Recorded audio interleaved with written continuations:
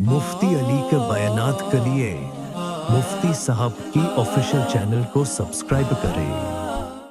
अल्हम्दुलिल्लाहि वहदा वस्सलातु वस्सलामु अला मन ला नबिय्य बअदा अम्मा बअदु फअऊज़ु बिल्लाहि मिनश शैतानिर रजीम बिस्मिल्लाहिर रहमानिर रहीम वमा उमिरू इल्ला लियअबुदुल्लाह मुखलिसीन लहुद्दीन हुनफाअ व युकीमुस सलात व यु'तुज़ ज़कात व ज़ालिका दीनुल क़य्यिमा वक़ाल नबिय्यु सल्लल्लाहु अलैहि वसल्लम इन्नमल अअमालु बिन्नियात वइन्नमा लिकुल्लि इम्रिइन मा नवा इला आखिरिल हदीस सदक़ल्लाहुल अज़ीम व सदक़ रसूलुहुन नबील करीम। मोहतरम दोस्तों और बुजुर्गों, अल्लाह रब्बुल इज़्ज़त का बहुत बड़ा एहसान है, करम है, फजल है कि अल्लाह रब्बुल इज़्ज़त ने हम सबको ईमान वाला बनाया।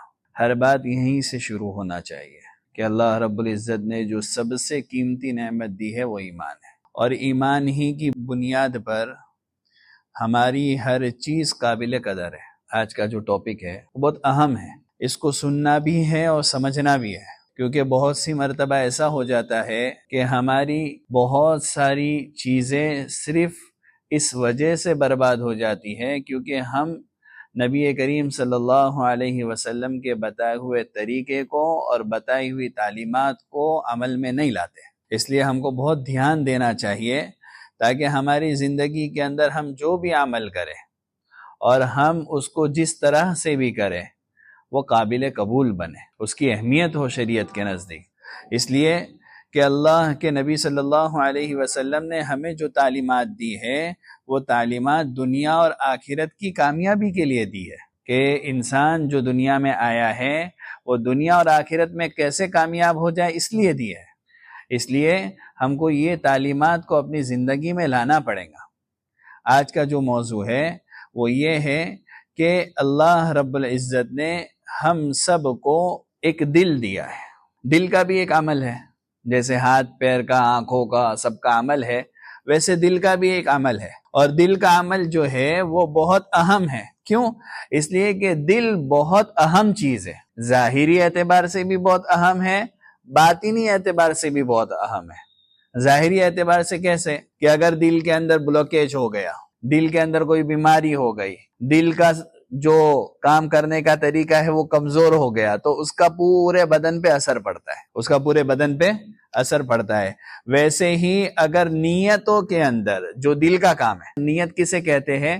ते दिल के इरादे को नीयत कहते हैं। अगर नीयत के अंदर थोड़ा सा फुतूर आ गया, नीयत सही नहीं हुई या नीयत ही नहीं हुई या बदनीयती हो गई, कहा कि इसकी वजह से भी पूरा अमल बर्बाद हो जाएगा। जैसा दिल पूरे बदन के अंदर एक बादशाह की हैसियत रखता है, वैसे ही नीयत पूरी शरीयत के अंदर एक अमल की रूह की हैसियत रखती है। बात समझना। हाँ, अमल तो एक ढांचा है, ढांचे के अंदर रूह होंगी तो वो ढांचा काबिल कबूल है। अभी अगर मैं जिंदा हूं तो मैं काबिल कबूल हूं, और अगर मैं मर गया तो रूह ही निकल गई ना, खाली ढांचा तो मौजूद है, रूह ही निकल गई, तो अब क्या बोलेंगे? मैयत है, इसके दफन की फिक्र करो, है ना। वैसे ही अमल जो है, चाहे जो भी अमल हो, वो एक ढांचा है, उसके अंदर जो चीज मेन और असल है वो रूह है। इसलिए नबी करीम सल्लल्लाहु अलैहि वसल्लम ने इसकी अहमियत बताई है कि अल्लाह के नबी सल्लल्लाहु अलैहि वसल्लम फरमाते हैं कि अल्लाह रब्बुल इज़्ज़त ने बदन के अंदर एक ढांचा रखा है, बदन के अंदर गोश्त का एक लोथड़ा है। इदा सलाह सलाहल जसदु कुल्लु, कि अगर वो जो गोश्त का लोथड़ा है वो अगर सही है तो सारी चीजें सही है। वइदा फसदत फसदल जसदु कुल्लु, और अगर वो गोश्त का लोथड़ा बिगड़ गया तो ऐसा समझो कि सारी चीजें बिगड़ गई। नबी करीम सल्लल्लाहु अलैहि वसल्लम ने तंबीह के तौर पर फरमाया कि वो जो गोश्त का लोथड़ा है वो दिल है। इसलिए क़यामत के दिन अल्लाह रब्बुल इज़्ज़त ने कुरान करीम में फरमाया, यौम ला यनफ़उ मालुन वला बनून, कि आज जो है ना माल काम आएगा और न ही औलाद काम आएंगी, बल्कि काम आने वाली क्या चीज है? इल्ला मन अतल्लाह बिक़ल्बिन सलीम, कि जो सही सालिम दिल लेकर आएगा वो कल क़यामत के दिन कामयाब हो जाएगा। तो पता चला कि दिल जो है उसका बहुत अहम किरदार है। आपको पता है दुनिया के अंदर भी, हमारी रोजाना की जिंदगी के अंदर भी दिन का बहुत अहम किरदार है। وہ کیسے کہ کئی مرتبہ ایسا ہوتا ہے کہ ہمارا کھانے کا دل نہیں چاہتا ہے حالانکہ بھوک لگی ہوئی ہے، ہم کسی کے ساتھ بات کرنے کا ہمارا دل نہیں چاہتا ہے حالانکہ بات کرنے والا سامنے والا بھی ریڈی ہے، ہم کو بھی بات کرنی ہے، لیکن دل نہیں چاہ رہا ہے، حالانکہ دل کا کام نہیں ہے، وہ زبان کا کام ہے، کھانے کھانے کا کام جو ہے وہ ہاتھ کا کام ہے، لیکن دل نہیں چاہ رہا ہے، اس لیے ہم وہ کام نہیں کرتے ہیں۔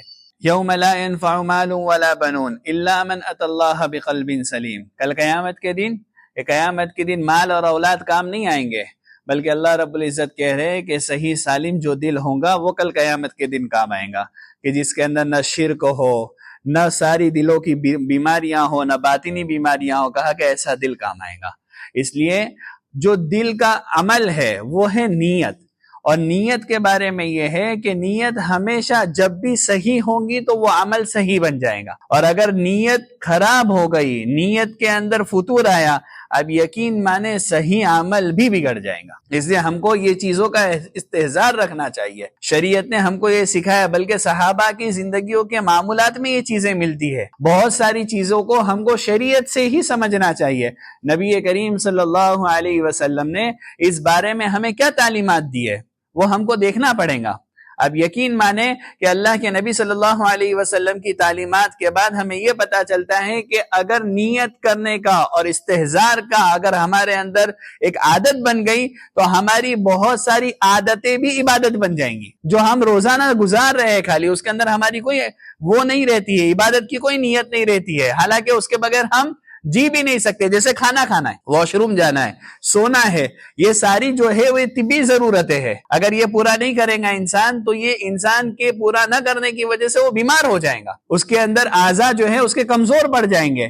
لیکن اگر یہ چیزیں بھی وہ صحیح نیت کے ساتھ کر لیتا ہے تو آپ یقین مانیں شریعت اتنی زیادہ فکر کرتی ہے کہ اس پر بھی ہم کو اللہ رب العزت اجر و ثواب دیتے ہیں۔ یہ بہت اللہ کا احسان ہے کہ اللہ نے ہم کو اس شریعت میں پیدا کیا ہے اور اس شریعت کو لے کر پیدا کیا ہے، ایمان والا بنا کر پیدا کیا ہے کہ اس سے ہمارے کتنے مسئلے حل ہو جاتے ہیں۔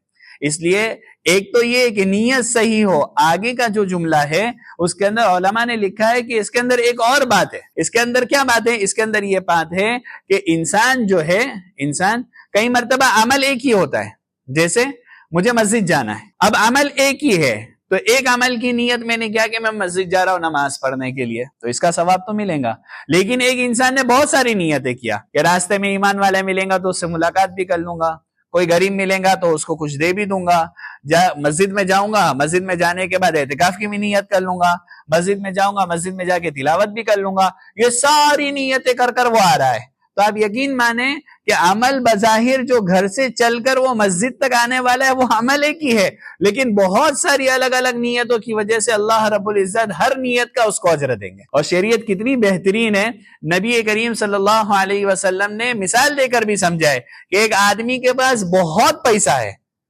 پیسہ ہے اور وہ ساری جگہوں پہ نیکیوں کے کاموں میں خرچ کر رہا ہے تو اس کو تو اجر مل رہا ہے، لیکن ایک وہ بندہ ہے جو اس کو دیکھ کر صرف یہ کہہ رہا ہے کہ اگر میرے پاس بھی ہوتا تو میں خرچ کرتا، اس نیت کی بنیاد پر اس کو بھی اتنا ہی ثواب ملے گا جتنا وہ خرچ کرنے والے کو مل رہا ہے۔ اتنی خوبصورت شریعت میں اللہ رب العزت نے ہم کو اور آپ کو پیدا کیا ہے۔ اب آپ یقین مانیں کہ شریعت کے اندر بہت ساری چیزیں ایسی ہیں جس کو ہم کو سمجھنے کی ضرورت ہے۔ نبی کریم صلی اللہ علیہ وسلم کے زمانے میں اللہ کے نبی صلی اللہ علیہ وسلم نے اس چیز کو بہت وضاحت کے ساتھ سمجھائے۔ اس میں آپ کو شریعت کی روشنی میں دو واقعے بتاتا ہوں۔ ایک واقعہ کہ انسان کی نیت خراب تھی لیکن عمل اچھا تھا، پھر بھی وہ عمل اس کو نجات نہیں دلا سکا بلکہ وہ آخرت کے اعتبار سے جہنم کا مستحق بن گیا۔ نبی کریم صلی اللہ علیہ وسلم نے 3 لوگوں کا واقعہ بیان کیا، ان میں سے ایک جو تھا وہ شہید تھا، کل قیامت کے دن سب سے پہلے ان تینوں کو لایا جائے گا، کہا شہید ہے۔ شہید کا کیا مقام ہے؟ شہید کا مقام بہت بڑا ہے، لیکن وہ شہید تھا، اس کو کل قیامت کے دن لایا جائے گا، اس کو پوچھا جائے گا کہ آپ شہید کیوں ہوئے؟ تو وہ کہیں گا کہ میں دین کی خدمت کے لیے شہید ہوا۔ تو اللہ کے نبی صلی اللہ علیہ وسلم فرما رہے کہ اس کو کہا جائے گا نہیں، تو بلکہ شہید اس لیے ہوا کہ لوگ تجھے کہے کہ ہاں بڑی طاقتور تھا، وہ اللہ کے راستے اور اللہ کے دین کے لیے شہید ہو گیا۔ کہا جو تھا وہ کہا جا چکا، اب آخرت میں آپ کے لیے کچھ بھی نہیں ہے۔ نیت کا بگاڑ جو تھا وہ کل آخرت کے اندر عمل بھی تھا لیکن نیت کے بگاڑ کی وجہ سے آخرت کے اندر نجات کا ذریعہ بننے کے بجائے فساد کا ذریعہ بن گیا. دوسرا جو بندہ ہے وہ قاری ہے، ہاں عالم ہے، قاری ہے، کل قیامت کے دن اسے بھی کہا جائے گا کہ آپ نے جو دنیا کے اندر یہ سب کام کیے وہ کیوں کیے؟ کہا کہ میں نے دین کی خدمت کیا، میں نے لوگوں کو قرآن پڑھایا اور میں نے ایسا کیا. کل قیامت کے دن کہا جائے گا کہ آپ نے وہ سب دکھلاوے کے لیے کیا، وہ ساری چیزیں اس لیے کہا کہ لوگ آپ کو بہت بڑا قاری، بہت اچھا عالم یہ سب سمجھے، سو وہ کہا جا چکا. اب آخرت میں آپ کے لیے کچھ بھی نہیں ہے، یہ بھی کل قیامت کے دن سیدھا جہنم میں جائے گا. تیسرا سخی، جو ہر وقت اللہ کے راستے میں اپنا مال لٹا رہا ہے، کہا کہ اس سے بھی کل قیامت کے دن پوچھا جائے گا کہ آپ نے اتنا سارا کیوں کیا. وہ بھی کہیں گا کہ اللہ کے دین کے لیے جو تقاضے آئے وہ میں نے پورے کیے، میں نے بہت سارے غریبوں کی مدد کی، ساری چیزیں ہوں گی. لیکن اس سے کہا جائے گا یہ سب آپ نے اس لیے نہیں کہی کہ اللہ راضی ہو جائے، بلکہ یہ سب آپ نے اس لیے کی کہ لوگوں کے اندر آپ کی واہواہی ہو جائے. عمل تھا، نیتیں خراب تھی، نیتیں خراب ہونے کی وجہ سے عمل بچا نہیں سکا، بلکہ یہ عمل تو ان کے قیامت کے اندر جہنم میں جانے کا ذریعہ بن گیا. اس لیے کئی مرتبہ ہماری زندگی میں ایسا ہوتا ہے کہ ہماری بد نیتی ہو جاتی ہے، اور اکثر ہماری زندگی بے نیتی سے چلتی ہے. کوئی نیت ہی نہیں ہے، وضو کیے کوئی نیت ہی نہیں، وضو ہو گیا ثواب نہیں ملا. نماز کے لیے نیت شرط ہے، اس لیے ہم نماز کے اندر اہتمام سے نیت کر لیتے ہیں. نوافل تھوڑا پڑھتے ہیں تو ہو سکتا ہے کہ اس کے اندر ایک نیت یہ آ جائے کہ ہاں 4 دن دیکھیں گے تو تھوڑی نماز ہے، تھوڑی نوافل ہو جائیں گی کہ ماشاءاللہ نوافل بھی پڑھ رہے. بد نیتی اور بے نیتی سے زیادہ دھیان اس بات پر دینا ہے کہ ہم کو نیتوں کا استحضار ہو. ہاں ہم کو یاد ہی نہیں رہتا ہے ہم یہ کام کیوں کر رہے. آپ ہر عمل سے پہلے اپنے آپ کو استحضار کو لانے کی کوشش کریں کہ استحضار آنا چاہیے ہر عمل سے پہلے کہ یہ عمل میں کیوں کر رہا ہوں. ہاں اس لیے ایک اور واقعہ نبی کریم صلی اللہ علیہ وسلم، حضرت عمر رضی اللہ تعالیٰ عنہ اس واقعے کی نقل کرتے ہیں کہ نبی کریم صلی اللہ علیہ وسلم نے 3 لوگوں کا جو پچھلی امت کے تھے ان کا عمل بھی تھا اور نیت بھی صحیح تھی، تو اللہ رب العزت نے ان کی دعائیں قبول کی اور ان کو مصیبتوں سے نکالا. تو پتا چلا کہ نیک نیتی سے کیا ہوا عمل مصیبتوں سے بھی بچاتا ہے اور دعائیں قبول کرواتا ہے. آیا سمجھ میں؟ اس لیے اللہ کے نبی صلی اللہ علیہ وسلم نے 3 لوگوں کا واقعہ بیان کیا. اس میں سے جو ایک تھا وہ والدین کا خدمت گزار تھا، دوسرا تھا جو پرہیزگار عاشق تھا، عاشق بھی تھا لیکن پرہیزگار عاشق تھا، اور تیسرا جو تھا وہ مالدار تھا. سیم جیسا ہی ہے، لیکن اس کے اندر عمل چونکہ بہترین نیت پر تھا تو اللہ رب العزت نے دیکھو ان کے لیے کیسے راستے کھولے. کہا کہ ان لوگ رات کو جا رہے تھے، بارش ہو گئی، بارش ہونے کی وجہ سے ان لوگ نے کہا کہ ہم کو کسی جگہ پناہ لے لینا چاہیے، تو ان لوگ پہاڑ کے غار میں چلے گئے. اب پہاڑ کے غار میں جانے کے بعد ایسا ہوا کہ چونکہ بارش بھی ہو رہی تھی تو پتھر آیا اوپر سے لڑکتا ہوا، اور وہاں ایک جگہ جہاں پر ان لوگ غار میں تھے اس کے دروازے پہ آ کر رک گیا. اب وہ اس طرح سے رک گیا کہ وہ غار کا دروازہ ہی بند ہو گیا. اب کیا کرنا چاہیے؟ اب ان لوگ نے سوچا بیٹھ کے کہ اس مصیبت سے اللہ کی ذات کے علاوہ ہمیں کوئی نہیں بچا سکتا ہے، تو اب کیا کرنا چاہیے؟ کہا کہ اپنی زندگی کے اندر جو خالص عمل اللہ کے لیے کیا ہو، اللہ رب العزت کے سامنے وہ عمل رکھ کر دعا کرے ہوئے. خالص عمل یعنی صحیح نیت کا کیا ہوا عمل ایسی جگہ سے نکال لایا جہاں یقینی موت تھی. ہاں اگر یہ ساری چیزیں نہیں ہوتی تو وہ اس کے اندر چلے جاتے اور یعنی کسی کو پتا بھی نہیں چلتا کہ وہ کیا ہوا. ان کا دروازہ تو بند ہو چکا تھا، نکلنے کا کوئی راستہ نہیں تھا. تو اس میں سے سب سے پہلے ایک بندہ اللہ رب العزت سے دعا کرتا ہے کہ اللہ میرے بوڑھے والدین تھے، میں ان کی خدمت کرتا تھا، اور شام کے وقت جب تک وہ دودھ نہیں پی لیتے تھے تب تک میں کسی کو بھی کوئی چیز کھانے پینے نہیں دیتا تھا. اب ایک وقت ایسا آیا کہ میں رات کے وقت لیٹ آیا. اب لیٹ آنے کے بعد میں نے دودھ نکالنا شروع کیا. دودھ نکالنے کے بعد جب میں والدین کے پاس پہنچا تو وہ سو چکے تھے. والدین کی خدمت دیکھو انسان کو کہاں سے کہاں پہنچا دیتی ہے، بہت اہم چیز ہے یہ بھی. خیر، تو والدین جو تھے وہ سو چکے تھے. اب اس نے کہا کہ میرا دل گوارا نہیں کیا کہ میں سوئے ہوئے بوڑھے ماں باپ کو اٹھاؤں اور ان کو اٹھا کر دودھ پیش کروں. تو میں نے ایک ترکیب سوچی. میں نے کہا کہ میں دودھ لے کر کھڑا ہو جاتا ہوں سرانے پہ، جیسے آنکھ کھلیں گی میں ان کو دودھ پلا دوں گا. اب وہ چونکہ اس سے پہلے گھر میں کوئی بھی دودھ نہیں پیا ہے، کسی نے بھی کچھ نہیں کھایا ہے، تو اب میرے بچے بھی بلک رہے تھے، میرے گھر کے اندر سب چیزیں ہو رہی تھی، لیکن پھر بھی میں اپنے والدین کے انتظار میں کھڑا رہا یہاں تک کہ صبح ہو گئی. اب صبح ہو گئی تو کیا ہوا؟ والدین کی آنکھ کھلی، میں نے ان کو دودھ پلایا. اے اللہ، اگر یہ عمل میں نے خالص آپ کے لیے کیا ہے تو اس مصیبتوں سے ہم کو نجات دو.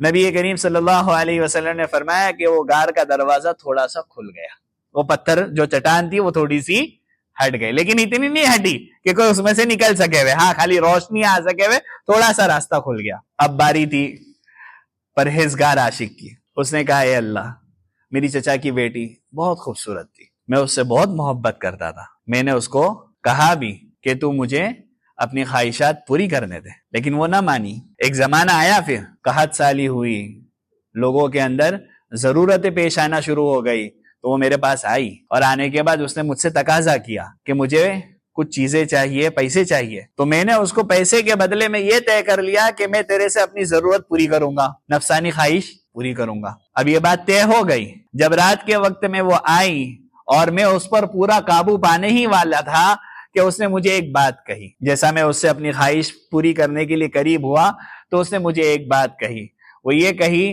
کہ اس مہر کو بنا نکاح کے مت توڑ، زنا مت کر، نکاح کر لے، پھر اس کے بعد جو چاہے کر۔ بس وہ بات مجھے لگ گئی، میں نے وہ جو رقم دی تھی اس کو، وہ رقم بھی میں نے اس کو دے دی، اور ساتھ ہی ساتھ میں نے کیا کیا، کہا کہ میں نے اس سے اپنے گناہ سے میں نے توبہ کر لی، میں نے اس کے ساتھ کوئی زور زبردستی نہیں کی۔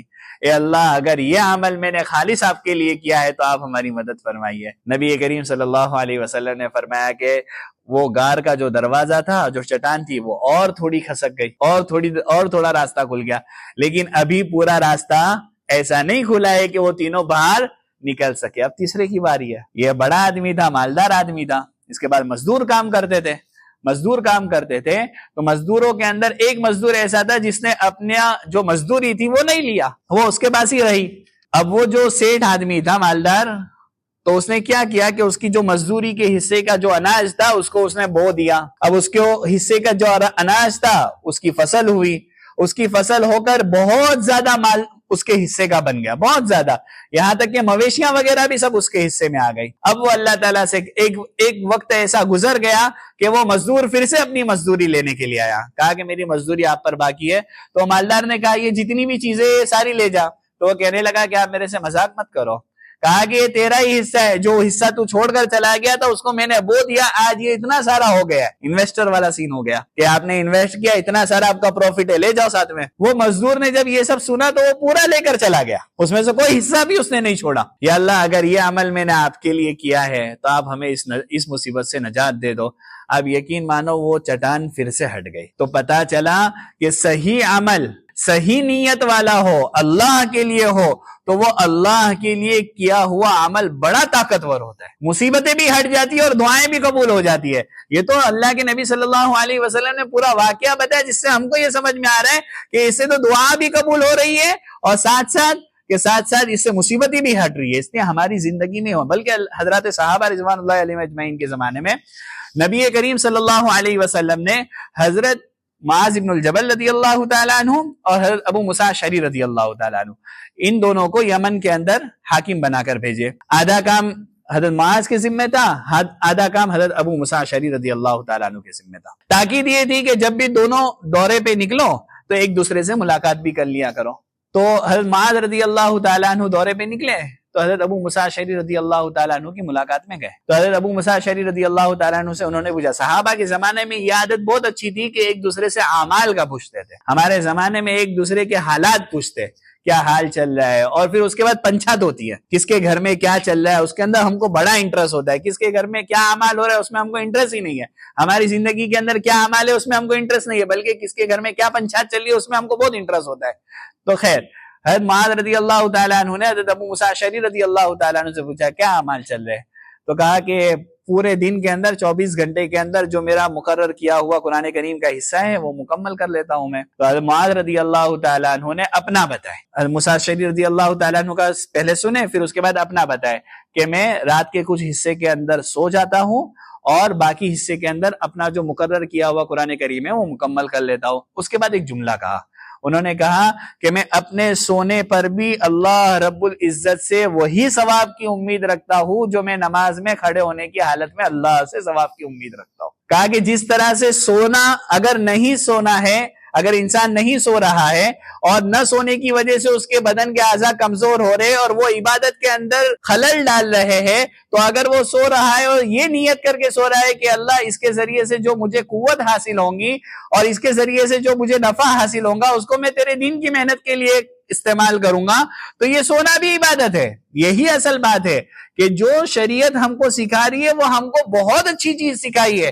ہم کھانا کھانے کے لیے بیٹھے, ہم نے نیت کر لی کہ اس کھانے کے ذریعے سے جو ہمارے اندر طاقت آئیں گی اس کو ہم لوگوں کی خدمت میں, اللہ کی عبادت میں, اپنے رزق حلال کی کمائی کرنے کے اندر, یہ ساری چیزوں میں ہم اس کو استعمال کریں گے. اب آپ کا کھانا بھی عبادت ہو گیا. آپ سنت کے طریقے پہ واش روم گئے کہ واش روم کے روکنے کے ذریعے سے بدن میں بیماریاں پیدا ہوتی ہے. آپ نے کہا کہ اس کو اس لیے پورا کر رہا ہے کہ یہ تو بدن سے بیماریوں کو دور کرنے کے لیے اللہ رب العزت نے ہمیں ایک طریقہ, نبی کریم صلی اللہ علیہ وسلم نے ہمیں ایک طریقہ بتایا ہے. اگر اس نیت سے ہم واش روم بھی جا رہے تو واش روم بھی عبادت ہے, رات کا سونا بھی عبادت ہے.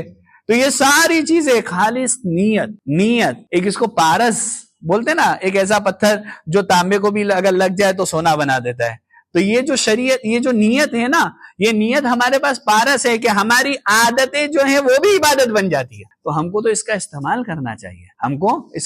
کرنا چاہیے, اچھا یہ کیسے ہماری زندگی میں آئے گا؟ اس کے لیے 3 چیزیں کہ صحیح نیت ہماری زندگی میں بار بار عادت ہو. اس کے لیے کیا کرنا پڑے گا؟ تو نبی کریم صلی اللہ علیہ وسلم نے یہ بھی ہمیں بتایا کہ کیسا ہوگا. مل احسان, اللہ کے نبی صلی اللہ علیہ وسلم کے پاس حضرت جبرائیل علیہ الصلوۃ والسلام تشریف لائے اور کہا کہ احسان کسے کہتے ہیں؟ تو نبی کریم صلی اللہ علیہ وسلم نے جواب دیا, ان تعبد اللہ کأنک تراہ, کہ آپ اللہ کی عبادت اس طرح سے کرو جیسا کہ آپ اللہ کو دیکھ رہے ہو, گویا کہ آپ اللہ کو دیکھ رہے ہو. اور اگر یہ نہ حاصل ہو سکے تو کم سے کم اتنا کہ اللہ رب العزت آپ کو دیکھ رہے ہیں. جب بھی ہم عمل شروع کریں تو کم سے کم ہم یہ تو دیکھیں کہ اللہ ہمیں دیکھ رہے ہیں. اگر اتنا بھی تصور حاصل ہو گیا تو ہماری نیتیں صحیح ہو جائیں گی, نیتوں کا استحضار ہو جائے گا کہ ہر عمل سے پہلے جب اللہ ہی ہمیں یاد آ جائیں گے تو عمل کس کے لیے ہوگا, ہے سمجھ میں؟ تو یہ ایک چیز ہم کو ہمارے ہر عمل سے پہلے دیکھنی ہے کہ یہ عمل میں کس لیے کر رہا ہوں. تھوڑی سی کچھ لمحے عمل سے پہلے رک جائیں اور یہ نیت کر لے کہ میرا عمل کس لیے. ورنہ عمل ہوتے ہوئے بھی اگر یہ عمل آخرت میں وبال کا ذریعہ بن گیا تو یہ عمل کر کے بھی ہمارا کیا فائدہ ہوا, ہے سمجھ میں؟ ایک تو یہ طریقہ ہے. دوسرا جو ہے وہ یہ ہے کہ ہم کو دعائیں کرنی چاہیے. ہم کو یہ عمل ہماری زندگی میں آئے اس کے لیے دعا کرنا چاہیے. اور تیسری اور آخری بات کہ جب ہماری نیتیں صحیح نیت, جب ہمارا عمل جو ہے وہ صحیح نیتوں کے ساتھ ہو تو اس پر اللہ کا شکر ادا کرنا چاہیے کہ اللہ یہ عمل آپ نے خالص اپنے لیے کروا لیا, یہ آپ کا فضل ہے, یہ آپ کا احسان ہے. ورنہ کئی عمل ایسے ہمارے برباد ہو چکے. یہ 3 چیزیں اگر ہماری زندگی میں رہیں گی, اب یقین مانیں کہ آج کے دن نہیں ہوگا, آج سے بھی نہیں ہوگا. اس کو کرنے میں ٹائم لگتا ہے. اللہ والوں کی صحبتوں میں جان کے بیٹھنا پڑتا ہے, اللہ والوں سے قریب ہونا پڑتا ہے, اپنے دل کے حالات کو سنانا پڑتا ہے, اپنی بیماریاں جو باطنی ہیں ان کو بتانا پڑتا ہے, تب جا کے یہ ساری چیزیں حاصل ہوتی. ایک دم سے نہیں آتی ہے کوئی بھی چیز, ایک دم سے کوئی بھی چیز نہیں آتی ہے. اس لیے ہم کو یہ دیکھنا پڑے گا, ہم کو ہماری تبدیلی کو لانا پڑے گا. اور جب ہم یہ ساری چیزیں کرتے رہیں گے انشاءاللہ آہستہ ہم ہر عمل سے پہلے نیت کرنے والے بھی بن جائیں گے اور صحیح نیت کرنے والے بھی بن جائیں گے. اور ساتھ میں ہمارا ہر عمل جو ہے وہ انشاءاللہ دنیا اور آخرت میں ہماری نجات کا ذریعہ بن جائے گا. اللہ رب العزت ہم سب کو صحیح نیت کے ساتھ عمل کرنے کی توفیق عطا فرمائے. وآخر دعوانا الحمدللہ رب